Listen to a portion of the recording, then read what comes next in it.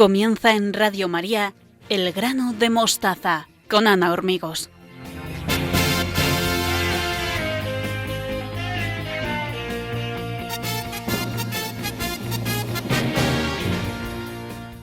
Les doy la bienvenida a un nuevo programa del grano de mostaza.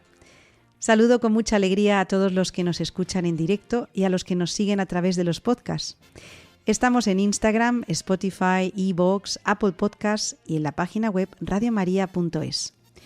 Estaremos juntos en la siguiente hora con estos temas que hemos preparado para todos ustedes. Beatriz Hormigos, Victoria Melchor y Adriana Smith continúan con los consejos que San Agustín dedicó a los jóvenes, centrándose hoy en la virtud de la templanza. Belén Herrero nos ilumina acerca de la palabra frío y sus derivados. Y Luis Manuel Caraballo sigue analizando la historia de la persecución de los cristianos. Saludos cariñosos de todo el equipo y un abrazo y nuestras oraciones para los oyentes que se encuentran enfermos y solos, los que sufren en el cuerpo o en el espíritu, y los que necesitan una palabra de ánimo para continuar. Esperamos que nuestras voces les acompañen en la distancia. Nos encanta interactuar con ustedes, así que si quieren ponerse en contacto con nosotros, pueden hacerlo a través de la dirección de correo elgranodemostaza@radiomaria.es o en la dirección de Instagram gdemostaza. Y sin más, empezamos ya con el propósito de sacar el máximo provecho del hoy y de la hora, porque estamos convencidos de que merece la pena acompañarnos desde el corazón. Y todo esto en Radio María, la radio que cambia vidas.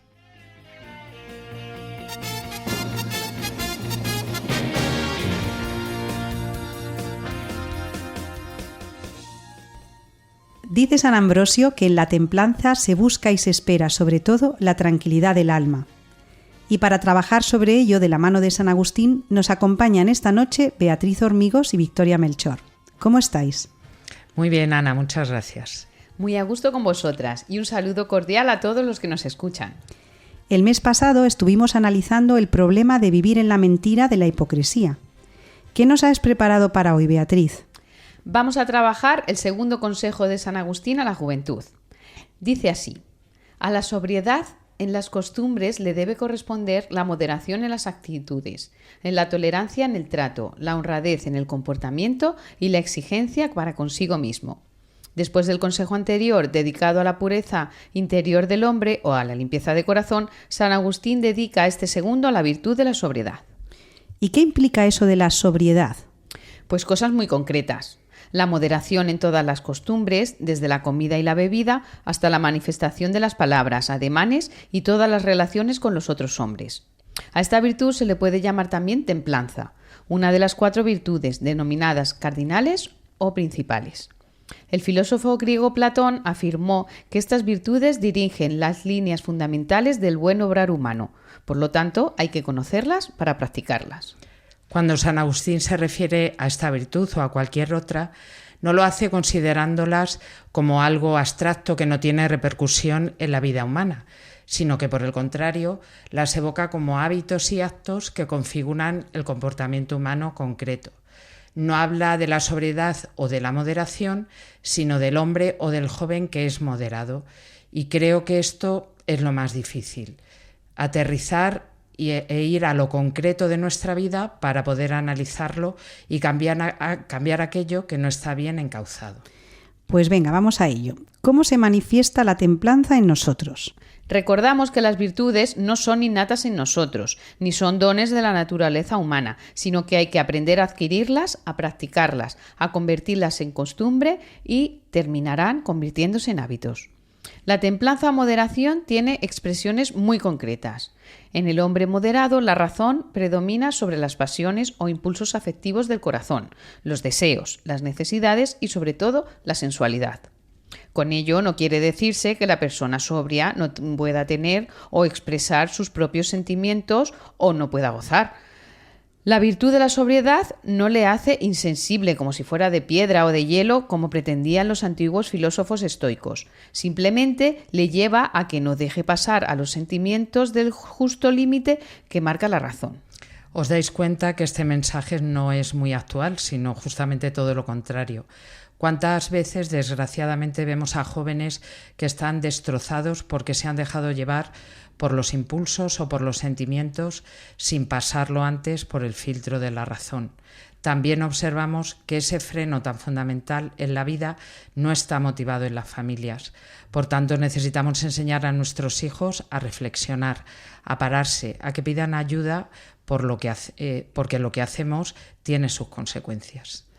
Y esto se puede practicar desde que son muy pequeños, ¿verdad? Te voy a dar unos ejemplos muy concretos, que sé que es lo que te gusta, Ana. Para fomentar la templanza en nuestros hijos podemos hacer lo siguiente: actuar pensando en los derechos de los demás y en las obligaciones propias, y no al revés. ¿Os suena eso de es que no hay derecho, esto es injusto, verdad?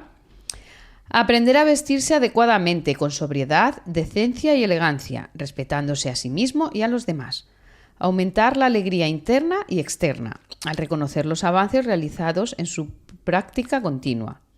Y combatir los pecados de la gula y la glotonería, representados en el consumo excesivo de la comida y de la bebida, incluyendo el abuso de drogas. Ahora que comentas todo esto, Beatriz, y con los ejemplos que nos has puesto, se puede explicar a los hijos de una manera muy práctica que renunciar a esa vigilancia de la razón, como puede ocurrir, por ejemplo, en una víctima del alcohol o de la droga, puede desembocar en la esclavitud de las pasiones y de la vida afectiva, en vivir realmente como si se hubiera perdido la propia humanidad, el ser verdaderamente racional y social. Todo esto, en definitiva, conduce a dejar de ser plenamente hombres. Recuerdo que esto se ve de una manera muy clara en una película que se llama Siempre serás mi hijo, de Steve Carell y Timothée Chalamet. Está basada en una historia real acerca de un padre que lucha por salvar a su hijo de la adicción a las drogas. Es una película muy buena para tratar con adolescentes de 16 años en adelante.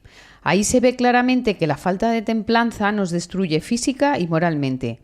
Continuando con acciones concretas para la práctica de la templanza entre nuestros hijos, podemos también ejercitar el autodominio para saber dominar los gustos, deseos y caprichos. Enseñar con el ejemplo de los padres a que los hijos aprendan desde pequeños a moderarse y a que no tengan excesos en la comida, en la bebida y en los gastos. Evitar el exceso de comodidades en la vida cotidiana y fomentar el carácter reflexivo que invita a pensar antes de dejarse llevar por las emociones, deseos o pasiones. Es fundamental educar esto en el día a día. Nosotras, como profesoras, lo vemos claramente en las clases, que hay un deterioro en esta educación del carácter reflexivo y cuesta mucho hacer entender a los niños y a las familias que no todo lo que sale espontáneamente es bueno y que los hijos y los alumnos no deben utilizar siempre esa espontaneidad. Hay que hacer entender que tenemos necesidad de ser educados todos y que no pasa nada por corregir, por educar, porque hay que conducir a nuestros hijos y a nuestros alumnos a ser seres reflexivos y pensantes. Se nos ha metido desde la sociedad imperante que prevalecen los deseos, las emociones y las pasiones y son los que constituyen la realidad. Y yo creo que en esto estamos todos muy equivocados. Y también, Victoria, estamos sufriendo las consecuencias de eso. Quizá ya estamos, como digo, sufriendo las consecuencias de lo que se llama la tiranía de las emociones y de los deseos. Tampoco la sobriedad quita la espontaneidad del ser humano.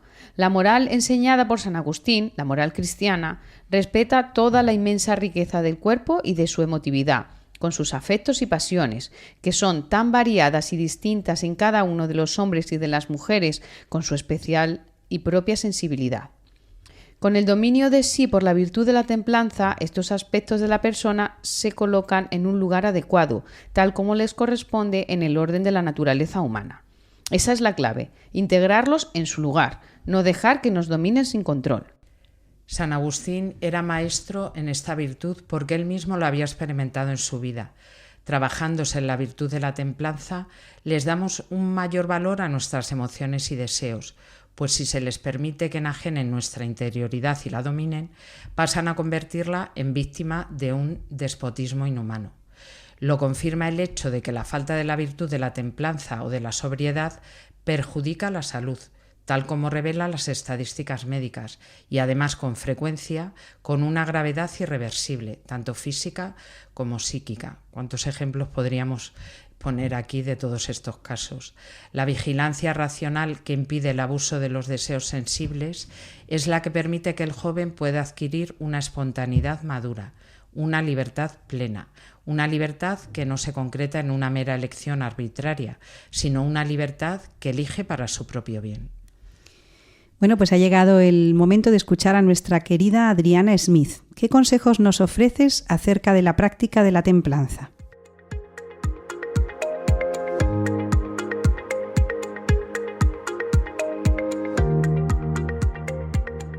Hoy hablamos de cómo educar la templanza con los niños más pequeños. Es importante para formar corazones libres y fuertes, así que os preparo 5 consejos con un toque bíblico en cada uno.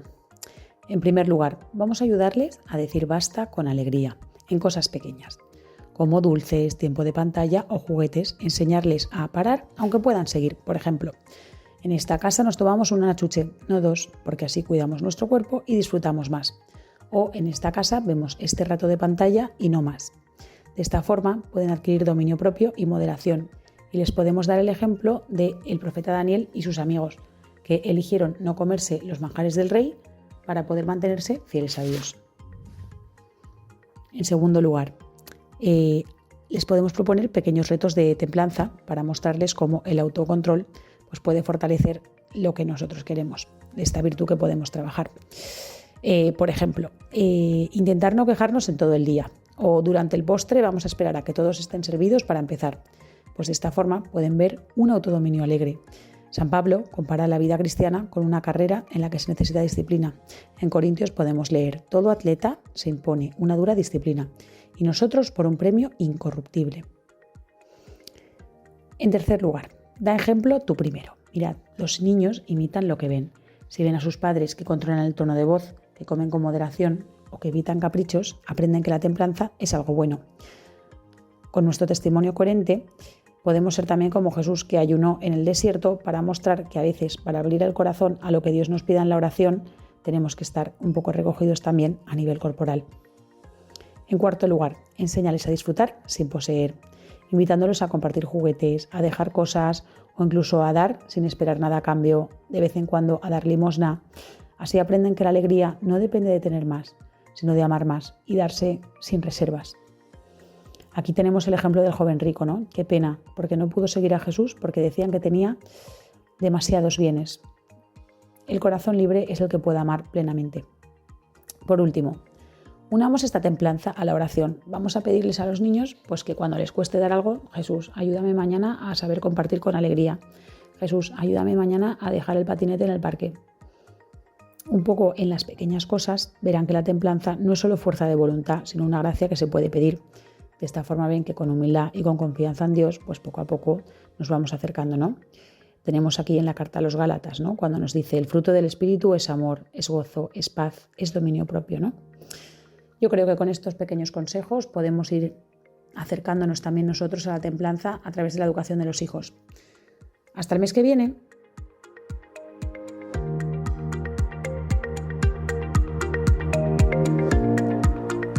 Muchas gracias, Adriana, por estas ideas tan sugerentes. Y con esto terminamos, recordando las palabras de San Agustín, que nos recuerda que para alcanzar la virtud de la templanza hay que hacer un trabajo laborioso de autodominio, siendo exigente con uno mismo, con esfuerzo personal.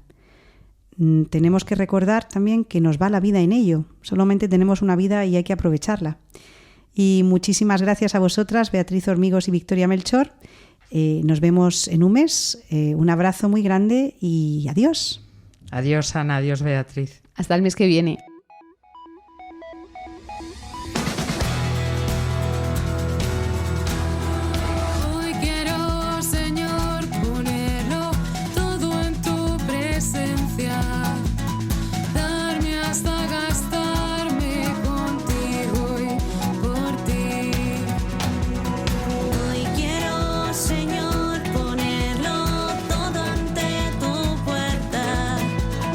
Para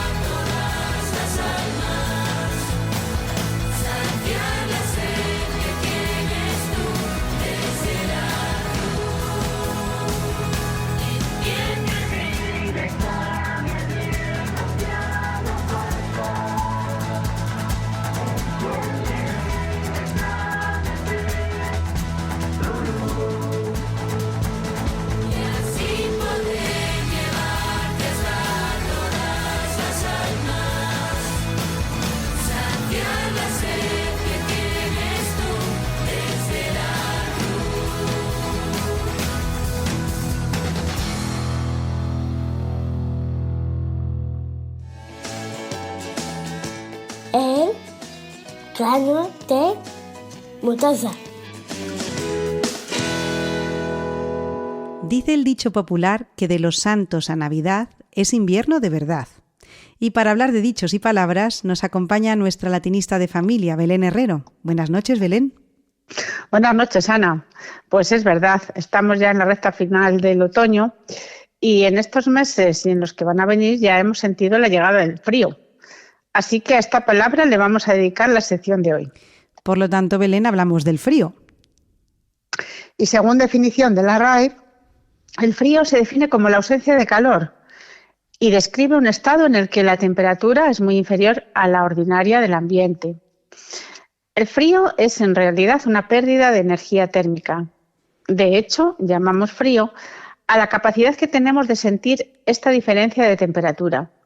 Como muchos animales, tenemos en la piel unos receptores especiales que se encienden cuando notamos dicho cambio de temperatura. ¿Podemos hablar del frío en sentido figurado? ¿Puede convertirse en una metáfora de la vida? Pues sí, Ana. Tanto en la vida real como en la figurada, es decir, en las artes, las letras, etc. El frío, más allá de una simple condición climática, nos puede llevar a apreciar más la calidez del hogar, con la comida caliente y sobre todo la compañía de nuestros seres queridos. El invierno, con su quietud y pausa, nos ofrece un espacio para la introspección y la reflexión. Puede representar sentimientos contrarios a los anteriores, como la muerte, la soledad, la indiferencia, la tristeza o la falta de vida. Incluso en el frío hay una belleza única en la naturaleza. En la nieve y los paisajes invernales vemos la elegancia de la simplicidad. Nos invita a ser más conscientes de nuestro entorno y a buscar formas de ayudar a quienes más lo necesitan. Y Belén, en la antigua Roma, ¿cómo se combatía el frío? Partiendo de que el Imperio Romano comprendía zonas de climas muy variados, a menudo necesitaban protegerse, claro, del frío. Los arquitectos e ingenieros romanos estudiaban muy bien el movimiento del sol y demás factores que influirán en el frío o calor que haga en una vivienda. Así, arquitectos como Vitruvio escribió que en las frías regiones del norte las casas deberían tener techos sin patios abiertos, como en Roma, y construirse orientadas al sur. Dichos arquitectos idearon un mecanismo de calefacción llamado hipocausto, que se ha mantenido hasta fecha de hoy en muchos pueblos y que es conocido con el nombre de gloria. Consiste en un horno de leña cuya combustión se aprovecha para calentar las paredes y el suelo de las casas y también de los baños públicos. Bien es verdad que era un dispositivo de lujo, por lo que solo disfrutaban de él los romanos más adinerados. Los más pobres, como mucho, podían optar por casas bien orientadas y recurrían muchas veces a la ropa para encarar el frío. Utilizaban túnicas de lana que se podían poner una sobre otra. Sin duda, quienes más frío sufrían eran los soldados, pues a menudo combatían en lugares recónditos y helados. Por eso, para ellos, había dos tipos de capas específicas hechas de tela pesada y cálida y cómoda, la painula y el sagún. ¿Y en las artes qué testimonios hay del frío? Monet, Van Gogh, Pissarro o Goya fueron solo algunos que plasmaron de manera magistral el frío del invierno, paisajes nevados con toda la crudeza y belleza que la estación ofrece. Y en novelas como Colmillo Blanco, de Jack London, Una chica en invierno, de Philip Larkin, Más allá de la nieve, de Isabel Allende, Nieve, del Premio Nobel de Orhan Pamuk, o La tormenta de nieve, de Tolstoy, el frío que procuran los paisajes nevados y helados se convierte en algo más que el paisaje de fondo. Y en estos poemas de Bécquer y Francisco de Quevedo, el frío viene asociado a sentimientos de dolor, de impotencia y de tristeza. Pues si te parece, Belén, empezamos con la rima de Bécquer que dice así: Cuando me lo contaron, sentí el frío de una hoja de acero en las entrañas. Me apoyé contra el muro y un instante la conciencia perdí de donde estaba. Cayó sobre mi espíritu la noche, en ira y en piedad se anegó el alma. Y entonces comprendí por qué se llora. y entonces comprendí por qué se mata. Pasó la nube de dolor. Con pena logré balbucear breves palabras. ¿Quién me dio la noticia? Un fiel amigo. Me hacía un gran favor. Le di las gracias. Y Quevedo, en su poema titulado A la brevedad de la vida, dice así: ¿Cómo de entre mis manos te resbalas? Oh, cómo te deslizas, edad mía. Qué mudos pasos traes, oh muerte fría, pues con callado pie todo lo igualas. Feroz de tierra el débil muro escalas, en quien lozana juventud se fía. Mas ya mi corazón del postrer día atiende el vuelo sin mirar las alas. Oh condición mortal, oh dura suerte, que no puedo querer vivir mañana sin la pensión de procurar mi muerte. Cualquier instante de la vida humana es nueva ejecución con que me advierte cuán frágil es, cuán mísera, cuán vana. Y en el contexto religioso el frío tiene diversas interpretaciones. En el cristianismo, por ejemplo, se refiere al estado de las cuerdas vocales incapaces de cantar. También representa una época de dificultad superada, como el invierno dando paso a la primavera, un tiempo de letargo y desafío. Y Belén, me gustaría saber cuál es el sentido etimológico de la palabra frío. Partimos del sustantivo latino frigus, frigoris, que hemos heredado en su forma culta, es decir, con la raíz latina intacta, o en su forma popular o más evolucionada. Y ahora, Belén, como saben nuestros queridos oyentes, ha llegado la hora del concurso, así que les animamos a que jueguen con nosotros. Les recuerdo cómo jugamos. Yo les digo una definición y ustedes tienen que adivinar a qué palabra relacionada con frío se refiere. ¿Comenzamos, Ana? Vamos a ello. Pues empezamos diciendo que es muy sensible al frío. Pues esto es friolera. Puede ser sinónimo de indiferencia o indolencia. Frialdad. Plato nacional que se toma frío, hecho con toda clase de carnes y puede conservarse durante bastante tiempo. Fiambre. Y el recipiente con tapa ajustada que sirve para guardar comida o llevarla fuera de casa. Esto es la fiambrera. Poner o hacer que se ponga frío algo. Enfriar. Enfriamiento o catarro. Este es el resfriado que ahora es muy común, Belén. Sí, la verdad, hay que tener cuidadito. Sí. Dispositivo que de manera artificial hace bajar la temperatura. Esto es el frigorífico. Un sinónimo de frío. Que este suena como a latín, ¿no, Belén? Frígido. Eso es. Y parte de las termas romanas dedicada al baño de agua fría. Pues este es el frigidarium. Cosa grave y trascendental. Friolera. Sistema o dispositivo utilizado para enfriar. Refrigeración. Cantidad pequeña de alimento que se toma para reparar las fuerzas. Qué bonita es esta. Refrigerio. Que enfría. Enfriador. Con virtud o fuerza para refrescar. Frigerante. Muy sensible al frío. Friolento. Unidad de energía que se usa para medir la absorción de energía térmica en un recinto. Frigoría. Acción de engendrar frío o helar. Frigefacción. Persona especializada en el montaje y la reparación de instalaciones frigoríficas. Frigorista. Y refranes y expresiones como... Cuando el grajo vuela abajo, esto seguro que lo saben nuestros oyentes, hace un frío del carajo. Mayo frío, mucho trigo. Y hacer algo a sangre fría. Quedarse frío. O estar en frío. Tener sangre fría. O sentar algo como un jarro de agua fría. Tener más frío que 7 viejas. Muy bien, Belén.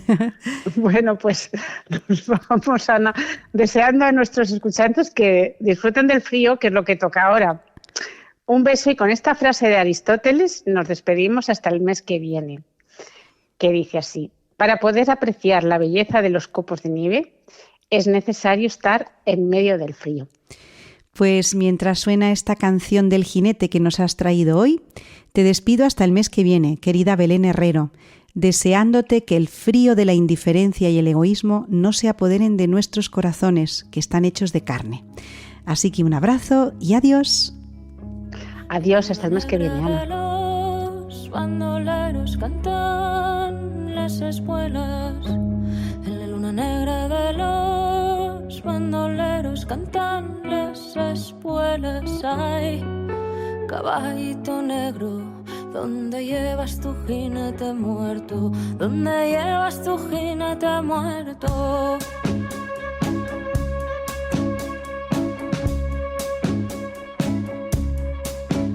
En la luna negra un grito y el cuerno largo de la hoguera. En la luna negra un grito y el cuerno largo de la hoguera. Ay, caballito frío, qué perfume de flor de cuchillo, qué perfume de flor de cuchillo.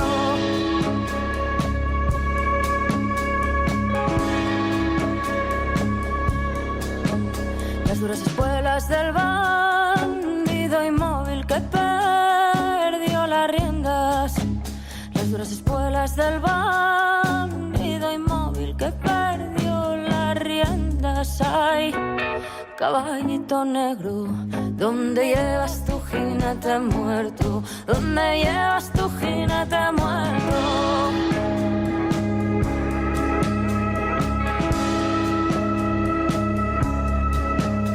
La luna negra sangraba al costado de Sierra Morena.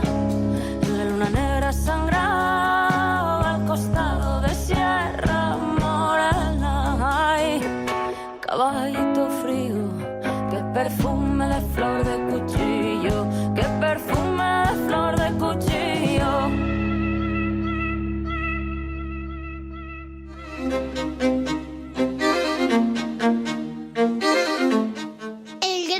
De mostaza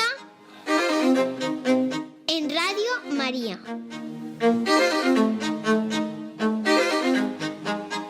Aquí seguimos con todos ustedes en el grano de mostaza de Radio María. Nos acompaña el profesor Luis Manuel Caraballo, al que saludo con mucho cariño. ¿Cómo estás, Luis? Estoy muy contento de hablar de historia con los oyentes de Radio María.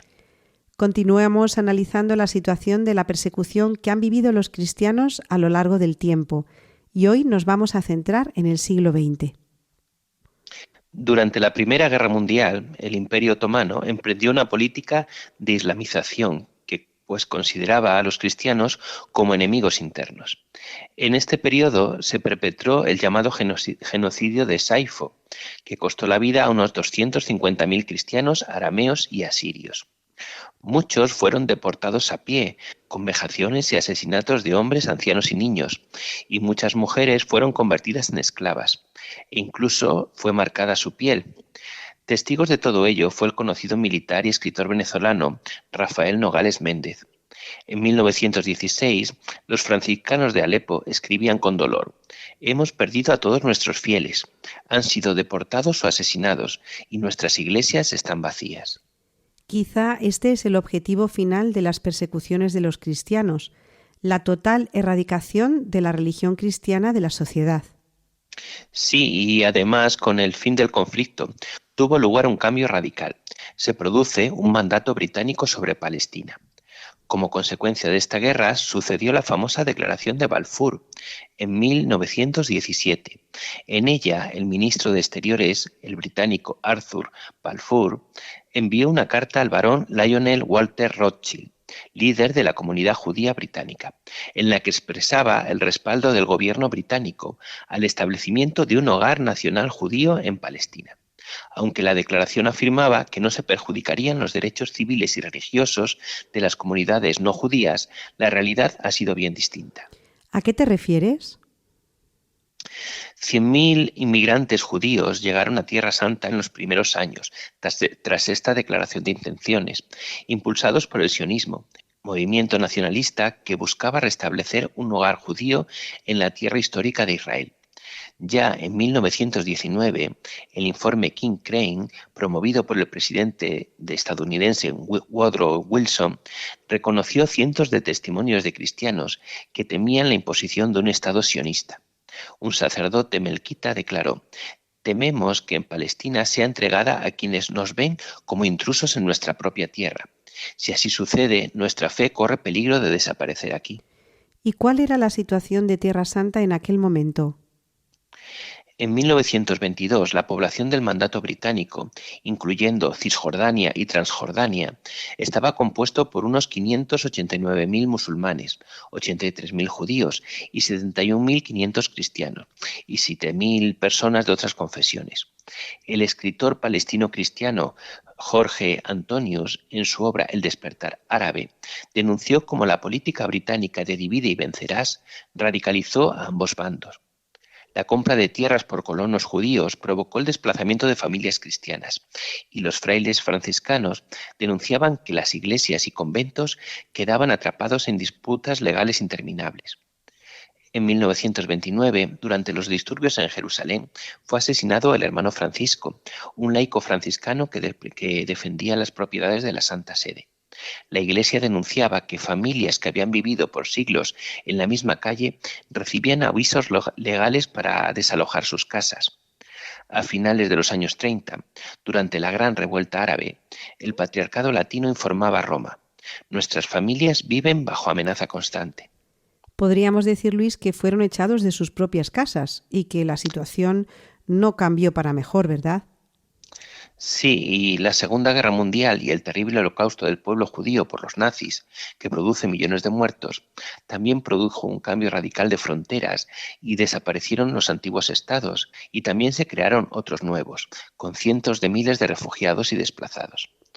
Al término de este conflicto, la recién creada Organización de Naciones Unidas, con el apoyo de Estados Unidos y la Unión Soviética, se mostró favorable a la creación de un Estado judío en Palestina y propuso en 1947 la solución de los dos estados, uno árabe y otro judío, y un régimen internacional especial para Jerusalén. Los judíos aceptaron el plan de partición, mientras que los árabes lo rechazaron. Con la resolución 181, esta opción se pone en marcha. Según cifras de este último organismo, en diciembre de 1946 vivían allí 145.000 cristianos, el 12% de la población árabe palestina. ¿Y Luis, no se dieron cuenta de que esta solución podría ser fuente de innumerables conflictos? Pues parece que no, y así en 1948 Israel declaró su independencia, y ese mismo día los ejércitos de los países árabes vecinos atacaron al nuevo Estado judío y dieron comienzo a la primera guerra árabe-israelí. El 15 de mayo, el Imperio Británico declaró el fin del mandato y se retiró oficialmente de Palestina. La madre carmelita Agnes Mariam de la Cruz presenció el asedio de Jerusalén. La ciudad se convirtió en un campo de batalla. Recibimos a muchos refugiados cristianos en nuestro convento. Desde Jerusalén, los franciscanos relataban: «Los bombardeos no cesan. La esperanza de un futuro en esta tierra se desvanece para muchos». La situación alcanzó un punto crítico con un episodio que los árabes conocen como la Nakba, la catástrofe. En ese momento, cientos de miles de árabes fueron expulsados. Además, 75.000 cristianos se convirtieron en refugiados en Cisjordania y Gaza, que ya albergaba a 35.000 cristianos, y también en los países vecinos, especialmente en Siria y el Líbano. Y otra vez se repite la misma historia: los cristianos deben marcharse de sus casas. Barrios enteros fueron vaciados. Un anciano cristiano de Jaffa, Josué Poulos, relató: «De un día para otro nos convertimos en refugiados. Dejamos atrás nuestros hogares, iglesias y recuerdos, porque el miedo a la violencia era mayor que cualquier cosa».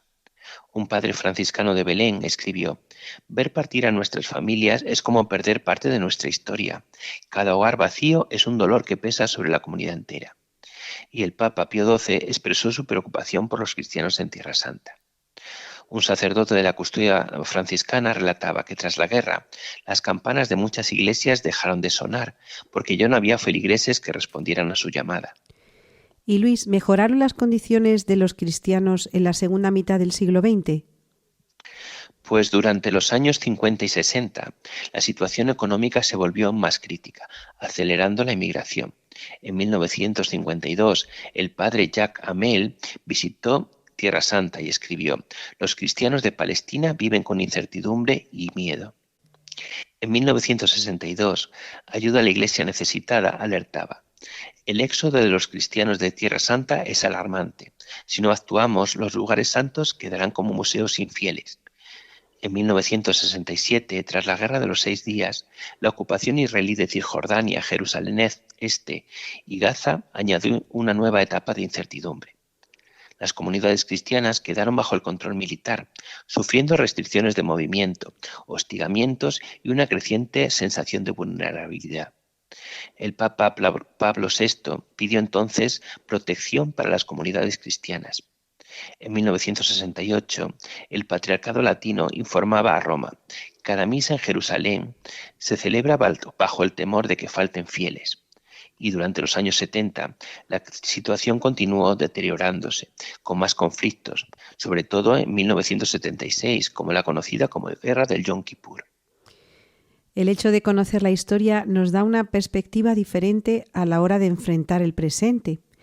Te agradezco enormemente, Luis, que nos animes a formarnos en historia de la Iglesia para dar razones de nuestra fe desde una perspectiva histórica.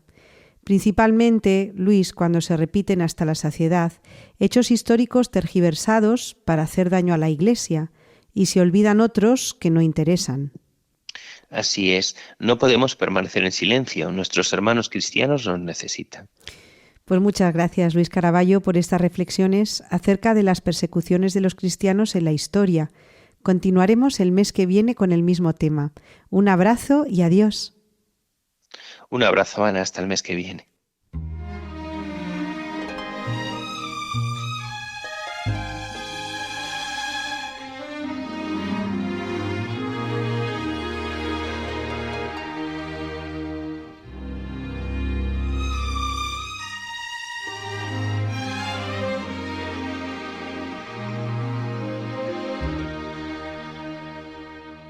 Solamente una palabra, solamente una oración.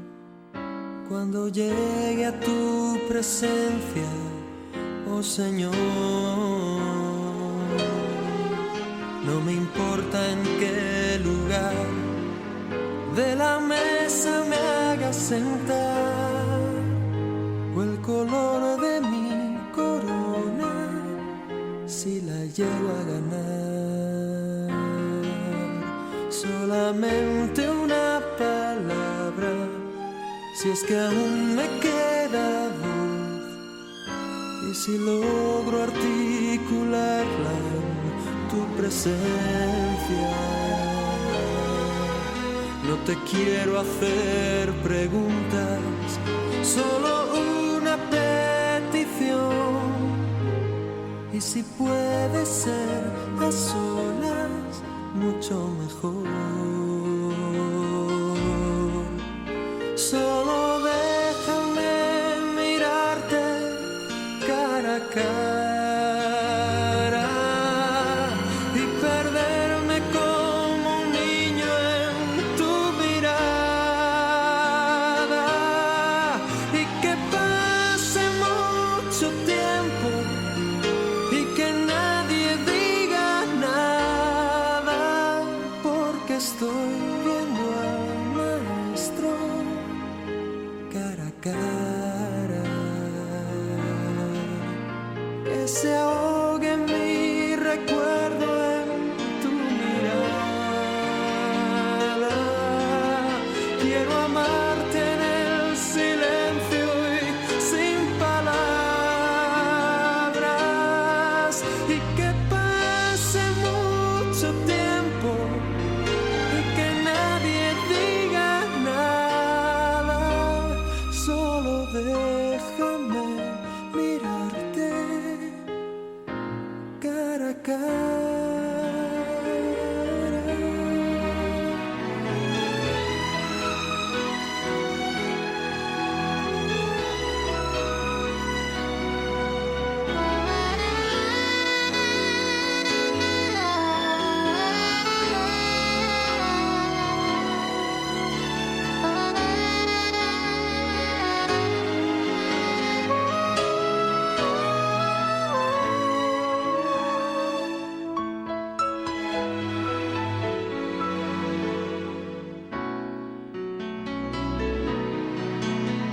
solamente una palabra, solamente una oración. Cuando llegue a tu presencia, oh Señor, no me importa en qué lugar de la mesa me hagas sentar, o el color de mi corona, si la llego a ganar. Solo déjame mirarte cara a cara, aunque caiga derretido en tu mirada, derrotado y desde el suelo, tembloroso y sin aliento, aún te seguiré mirando, mi maestro. Cuando caiga ante tus plantas de rodillas, déjame llorar pegado a tus heridas y que pase.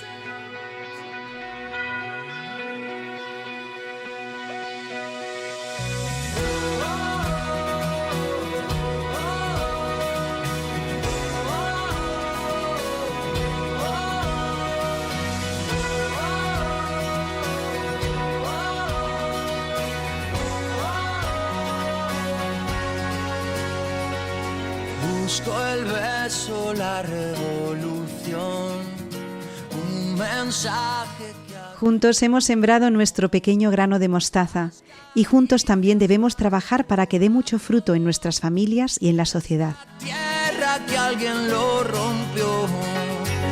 Busco el gesto. En el programa 130, que ahora termina, queremos dar las gracias a Beatriz Hormigos, Victoria Melchor y Adriana Smith por continuar con los consejos que San Agustín dedicó a los jóvenes, centrándose hoy en la virtud de la templanza. A Belén Herrero por iluminarnos acerca de los sentidos de la palabra frío y sus derivados. Y a Luis Manuel Caraballo por seguir analizando la historia de la persecución de los cristianos.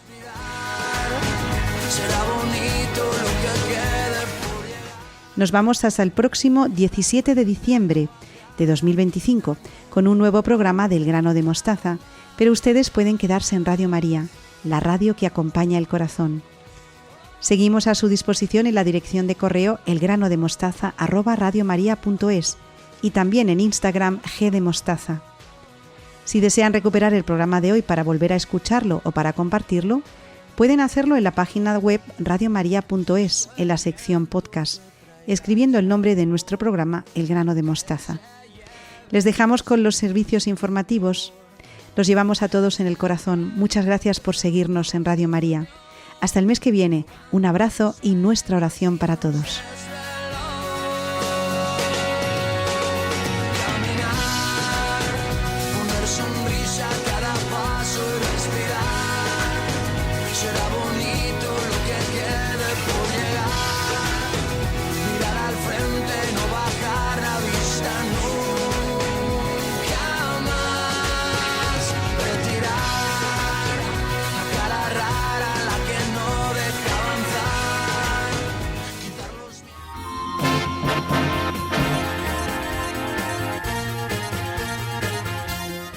Han escuchado El Grano de Mostaza, un programa dirigido por Ana Hormigos.